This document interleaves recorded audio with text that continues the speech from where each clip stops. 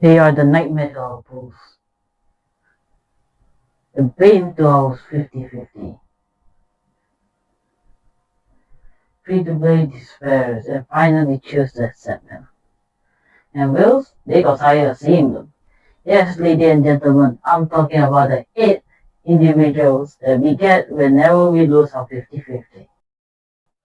Hello guys, I'm Tigris and welcome back to my channel. Now that the Archons have finished their trip around the world, it's time for a different group of people to take that challenge. And based on my intro earlier, you can guess which group I'm using this time. Out of the 8 of the lovely standard banner characters, 5-star I only have 6. And unfortunately for me, they are not all C0. There have been quite a few losses in my 50-50s over the last 2 years of me playing Genshin. Actually, my anniversary is coming up. It's almost 2 years since I started Genshin, and I have lost quite a number of times. The 2 characters that I didn't get is Chi-Chi and Mizuki. I did try to get them on the standard banner in the last video, but I didn't get them. So we'll start with 6, and I will let the wheel decide all of them this time. First one is Jin. And we got Keqing, Mona, and lastly, we get Tainari. Yes, there is a replay from the spin in the last video. It's just to show the people watching here which character I'm using. Like I mentioned, most of my standard banner 5-star are no longer C0. I think the only C0 is Daya, and if I do get her, I was planning to build her. But since I didn't get her, that's a good thing for me. So this is Jin build. Jin is C2. She's running the Pocket Veridescent and the Akuza Comunius as a weapon. She is actually decently built. She, Tainari, Keqing is actually decently built. They are not actually fully built, their stats are questionable, but that is because I normally use them as a backup DPS or a backup team. Keqing here is C1 running 4-piece Gladiator. I do not have the time to farm for Thundering Fury for her, and that does take a bit of resources. Still, her stat is good. Her crit rate to crit damage is actually pretty average. Mona is probably the worst build out of my standard banner characters, other than Nia. For this run, she will be mainly support. She is running Training Tales for that purpose. She is C1. I recently lost Escoffier to her. And she is running 4-piece Noblesse.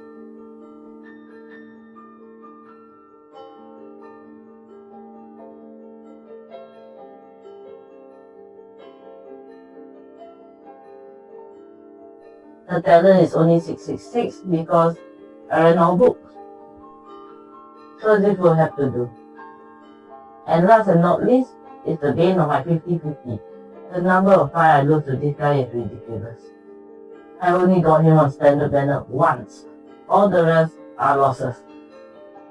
I normally joke that he's gonna be my first 5-star C6. And at this rate, that joke might become reality. He is running 4-piece Wanderer with the Emo 4. I'm still trying to increase his crit rate and crit damage. At this point, he's my strongest Dendro character though. Other than Nagita.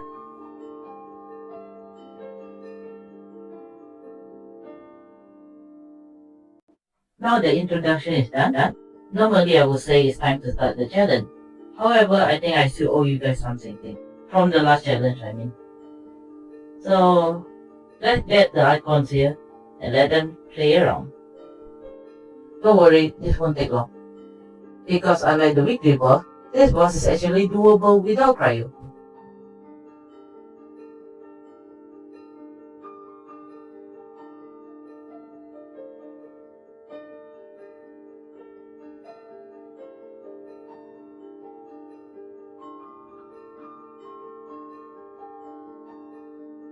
Now we just wait outside the arena until the phase is over.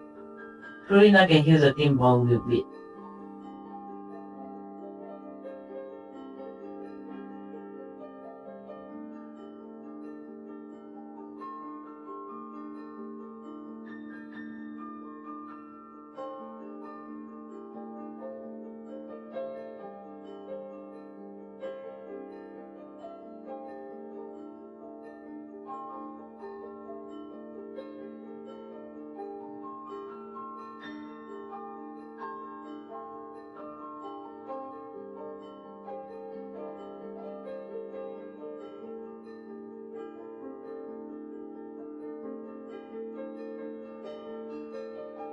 It's not worth the risk getting my weaker kill here, so we'll just wait another round. It's fine, it's like 30 seconds.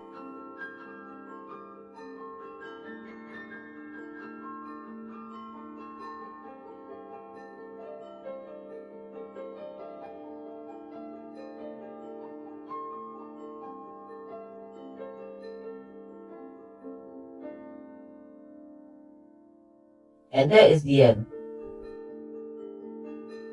As promised, this is a temple for screwing up the last time. Maybe this is a lesson for me to not forget the boss next time. I am at 24 PT with a 50-50 to win. I did get a double Shen hurt the last time. So let's see how my luck fared this time. Spoiler alert, I did get the 5 star. The good news is I did get a very good 4 star. Anyway, let's get the challenge officially started.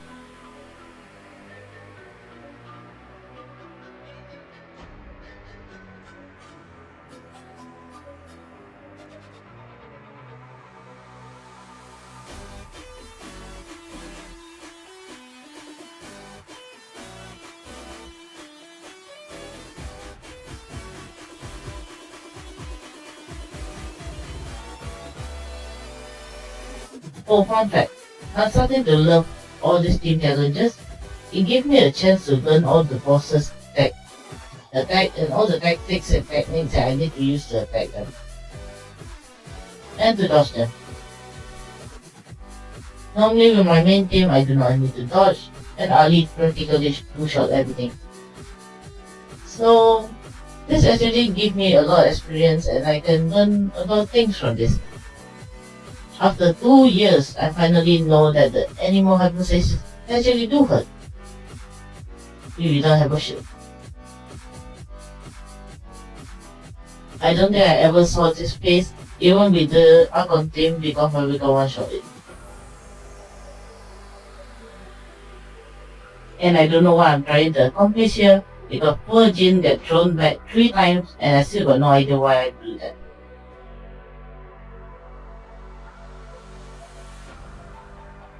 Another thing I learned about the hypostasis in Mondstadt, they are super annoying. It takes so long to attack them and they're only vulnerable for a few seconds. If I miss an opportunity, that opportunity is gone. And then I need to wait for another 10 seconds to get another chance to attack them. Of course it doesn't help that my characters are only level 80 mostly, so they cannot take that much of a hit and the damage is average at most.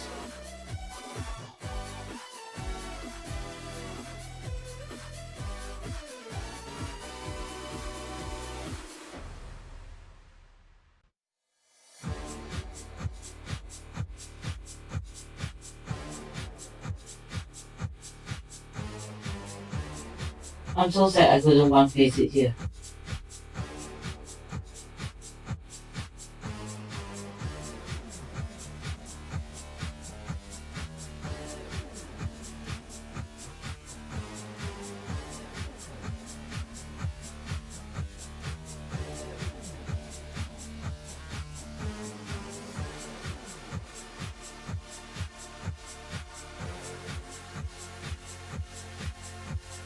Fun fact, I couldn't one face it here either, because I just don't do enough damage.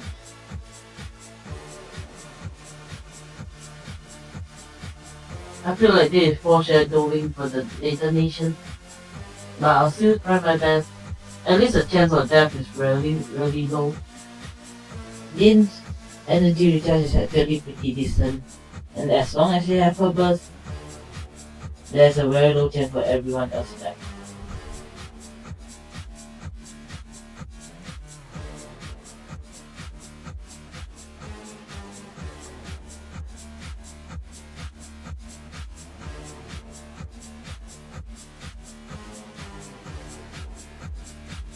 I was so close, but for some reason the charge shot is not charging.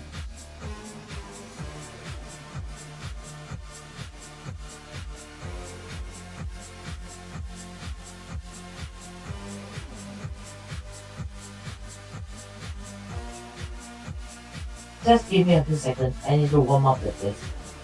With the pyro, this is gonna take a while. And no, the thing is not enough to cover the damage loss.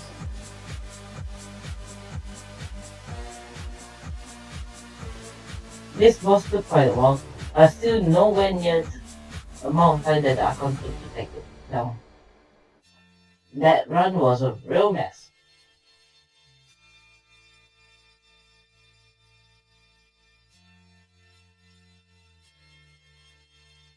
Pretty sure Jin got really close to getting stabbed by Icicle a couple of times, but her charge attack is still one of the fastest one among the team, other than Genshin, and she can heal, so she's taking the brunt of it.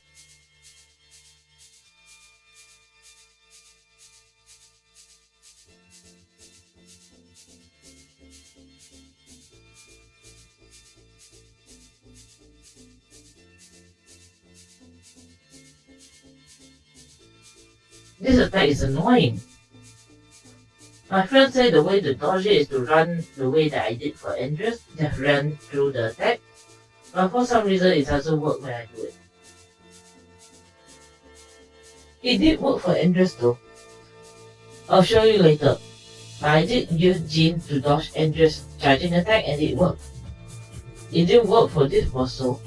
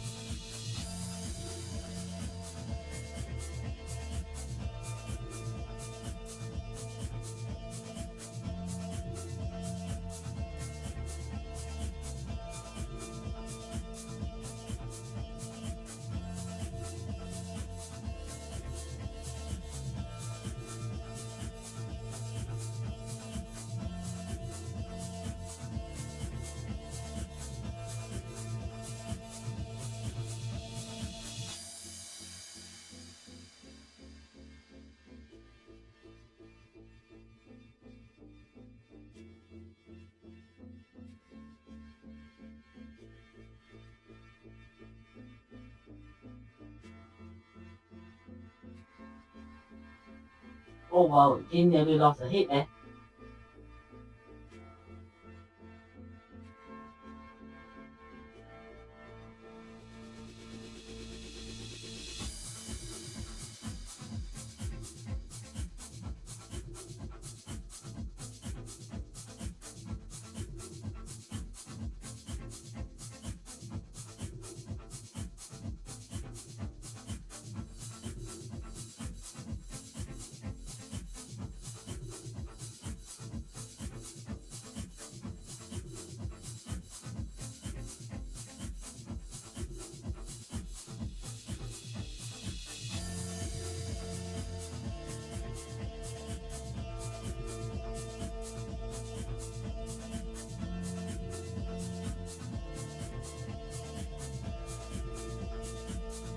Finally. Now, we're going to take on the victory boss. And I say, the time needed to fight Andres and Diwali, even beyond low damage, is still faster than the prior hypothesis. Prior supremacy maybe? But this is so annoying. you're wondering why I'm using Jin against Edris, even though he's immune, it's because of the energy return.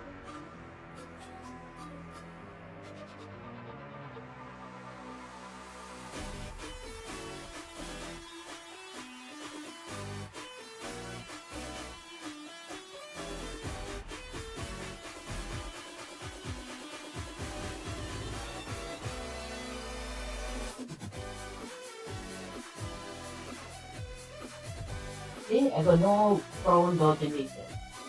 So why am I struggling against Derek?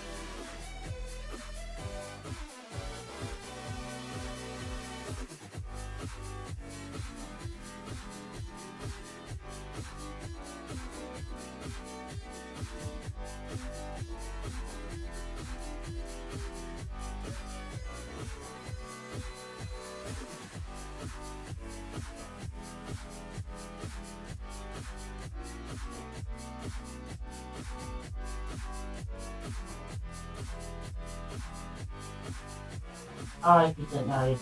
I promise that's the only death in this video. For the other nation, I don't think I'm so lucky.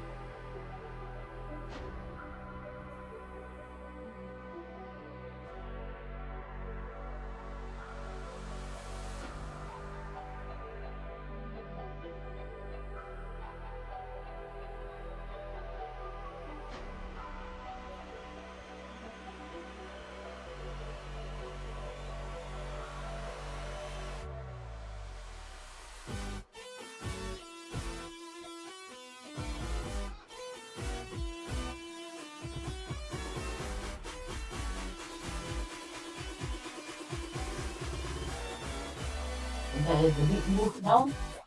Now we're moving on to the big dragon stage. Small dragon maybe? Still pretty good, let's consider him big. Right, Gonzalez?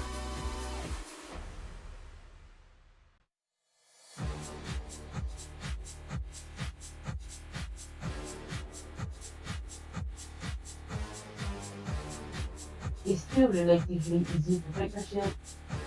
It's the HP bar that's the problem.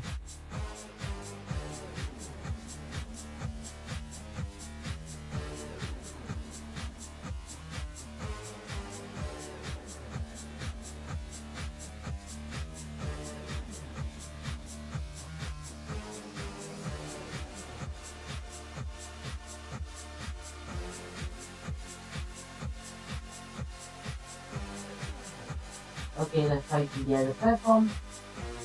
The Guardian's effect is actually pretty easy to dodge. You have to remember that this should be the last phase.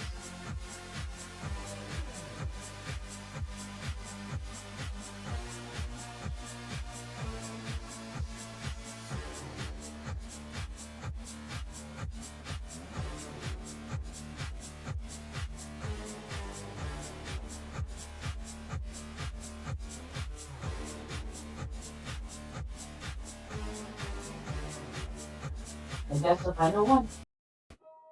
Alright, that marks the end of part 1 for this challenge.